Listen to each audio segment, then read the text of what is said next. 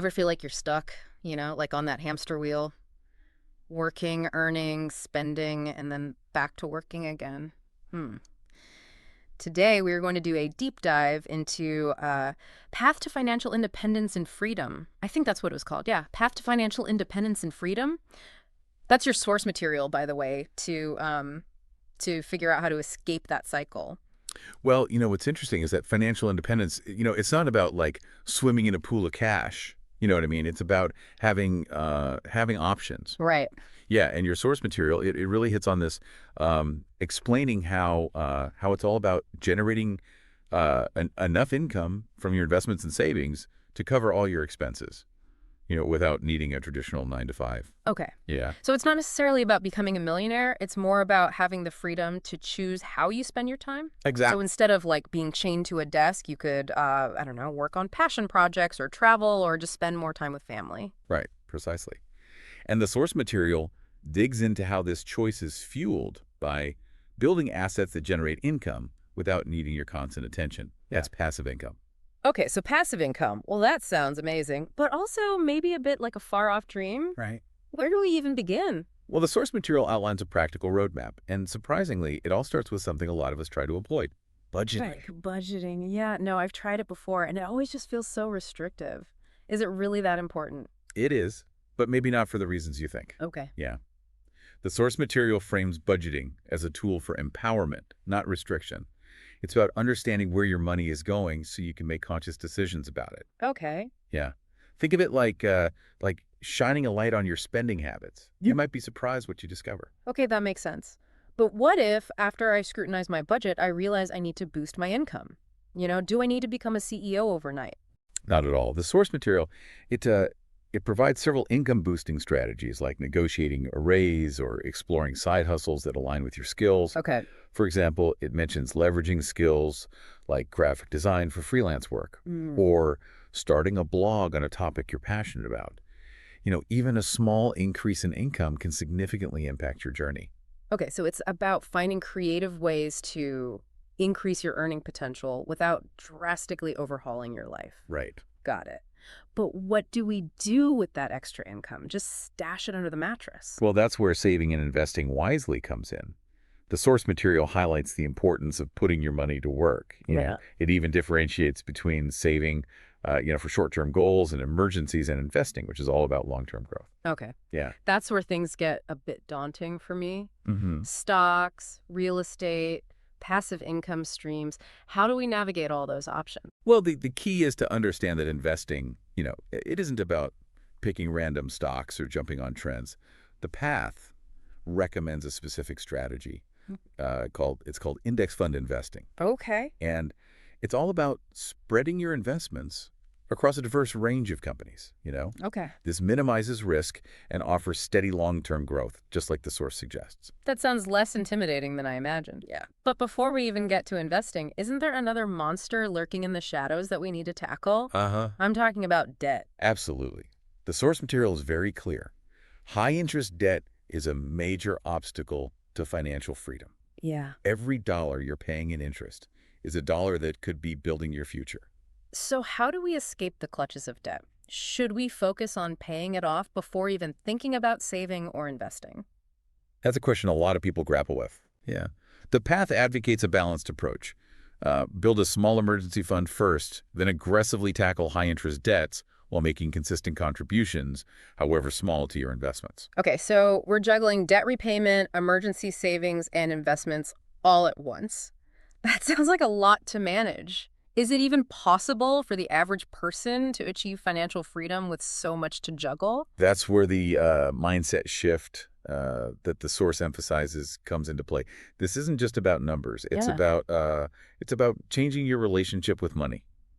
And that's what we'll dive into next. Okay, welcome back. So before the break, we were talking about how the path suggests tackling debt repayment, emergency savings, and investments all at the same time. Right. How can we actually make that work? I mean, without getting completely overwhelmed. It's all about, breaking down those seemingly huge goals into smaller, more manageable steps, just like your source material recommends. So For some, like the first step might be creating that detailed budget, and for others, maybe it's researching side hustles.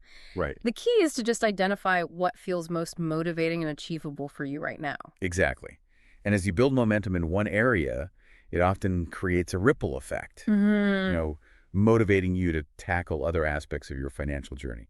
That makes sense. But let's say I'm ready to dive into investing. Great. You mentioned index fund investing earlier, which sounds, less daunting than I imagined, but Right. where do I actually begin? The path, it stresses the importance of educating yourself before making any investment decisions. Okay. Yeah. He recommends starting with reputable books and online resources that explain basic investment concepts. Okay. It even mentions, I think, a couple of specific websites that provide like step-by-step guidance on opening a brokerage account and investing in index funds. So I don't need to become a financial expert overnight, Right. but I don't need to take the time to learn the basics. Right. And remember, investing is a long game. Okay. The source cautions against get-rich-quick schemes, or chasing fleeting market trends. Right. It's about steady, consistent growth over time. Okay. Speaking of long-term thinking, there's another potential pitfall the path highlights: lifestyle inflation. Lifestyle inflation. That sounds familiar.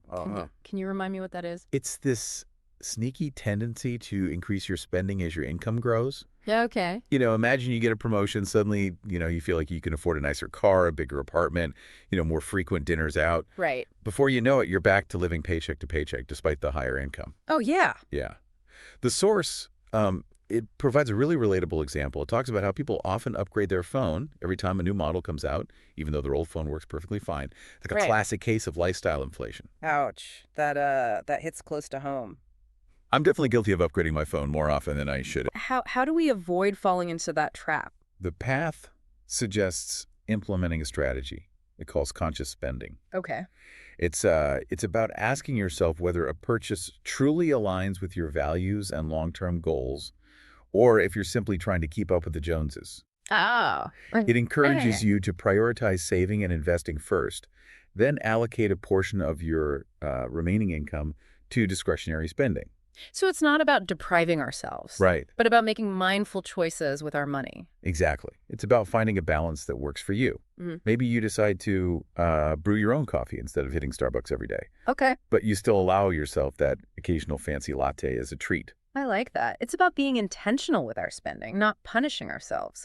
But what about those unexpected expenses that inevitably pop up, Right. like car repairs, medical bills, a sudden job loss? How do we prepare for those curveballs? This is where the emergency fund we mentioned earlier comes into play. The path recommends building an emergency fund that covers 3 to 6 months worth of living expenses. Okay. It might seem like a lot, Yep. especially while juggling other financial goals, but it's your safety net for those rainy days. I've always struggled to build like a sizable emergency fund. It feels like whenever I save a little, something comes up and wipes it out. Yeah, I understand. Any tips for making it stick?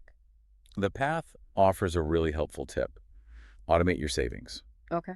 Set up a system where a portion of each paycheck is automatically transferred to your emergency fund. Right. You can even set up recurring transfers to your investment accounts. Okay. Out of sight, out of mind, as they say. That's a brilliant idea. It takes the decision-making out of the equation. But what if, even with an emergency fund, those unexpected events still trigger like a wave of financial anxiety? I know I've definitely felt that sense of panic and overwhelm in the past. Yeah, you're not alone. The path actually addresses this directly. It dedicates an entire section to what it calls financial anxiety. Yeah. This feeling of fear, shame, or even paralysis. It often arises from feeling overwhelmed or alone in our financial struggle. It's like there's this unspoken taboo around talking about money problems, so we end up suffering in silence. Right. The path encourages us to break this taboo. Okay. Talk to trusted friends or family members about your financial challenges. Seek support from online communities, or even consider working with a financial therapist who can help you process those emotions and develop healthy coping mechanisms. So it's about acknowledging those feelings and seeking support instead of bottling them up. Exactly. And beyond those practical steps, the path delves into the importance of cultivating a more positive mindset around money. Right. It emphasizes shifting away from scarcity thinking, that Hmm. constant worry about not having enough, Yeah. and embracing a more abundant mindset. An abundant mindset. Yeah. Tell me more about that. It's about recognizing that money is a tool, a resource that can help us create the life we want. It's about focusing on, uh, you know, opportunities, possibilities, and gratitude for what we already have.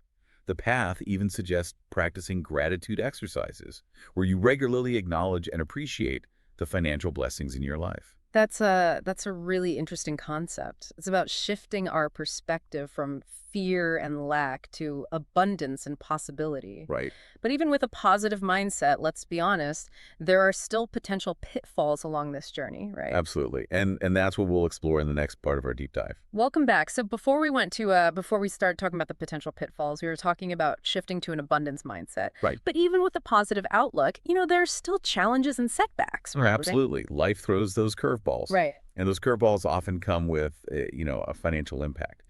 One pitfall the path highlights is focusing solely on cutting expenses. While frugality is important, it can become, an obsession that negatively impacts your quality of life. Yeah, so it's about finding a balance between saving and enjoying, life's simple pleasures. Exactly. Because let's be honest, cutting out lattes and avocado toast forever doesn't sound very appealing. Right, precisely. The path encourages us to prioritize spending on things that bring us joy and align with our values while consciously cutting back on things that don't truly matter to us. Right. For example, maybe you decide to cook more at home, but you still treat yourself to a weekly dinner out with friends. Right. It's about finding a sustainable balance. That makes sense. It's about making conscious choices, not depriving ourselves. But even with careful planning and budgeting, unexpected events can still happen. We talked about emergency funds, but is there anything else we can do to protect ourselves from those financial storms? One thing the path strongly emphasizes is uh, diversifying your income streams. Relying solely on one source of income, like a traditional job, can make you vulnerable to economic downturns or, unexpected job loss. So it's about having like multiple streams of income, like Right. side hustles or investments to create like a more stable financial foundation. Exactly. And beyond diversifying your income, the path delves into the importance of having adequate insurance coverage. Okay. This includes health insurance, disability insurance, and even life insurance if you have dependents. These safeguards can help protect you and your family from catastrophic financial burdens. That's a crucial point. We often focus on building wealth, but protecting what we already have is equally important. But even with all these precautions in place, there's still that inherent risk that comes with investing, isn't there? There is, and the path doesn't shy away from acknowledging this. Right. It emphasizes that all investments carry some level of risk. Right. Markets fluctuate, companies can fail, and unforeseen events can impact even the most well-thought-out investment strategies. So how do we navigate that risk without getting paralyzed by fear? How do we make, smart choices without letting anxiety take over? The path, Yeah. it offers a balanced approach, suggesting you focus on what you can control, your own knowledge and decision-making process. Okay. It encourages you to do your due diligence, research different investment options, understand your own risk tolerance, and potentially even seek guidance from a financial advisor. Right. Knowledge is power when it comes to investing. So it's about finding that sweet spot between being informed and taking calculated risks. Exactly. And it's about having a long-term perspective. The source material emphasizes that investing is a marathon, not a sprint. Right. There will be ups and downs along the way, but staying focused on your goals and adjusting your strategy as needed is key. This has been incredibly insightful. We've covered, practical steps like budgeting and investing and diversifying income, but we've also explored, the crucial role of mindset and self-care and managing risk. It's clear that the path to financial independence isn't just about numbers. It's about creating a life that feels both financially secure and personally fulfilling. I agree. And I think the most important takeaway from the path is that financial freedom is an achievable goal for anyone willing to put in the effort. Right. It's about making conscious choices, developing those healthy financial habits, and staying committed to your long-term vision. It's about enjoying the journey. It's about finding joy in the process of building a life you love, free from financial constraints. So, to our listeners out there, what one small step will you take today to start your journey toward financial freedom?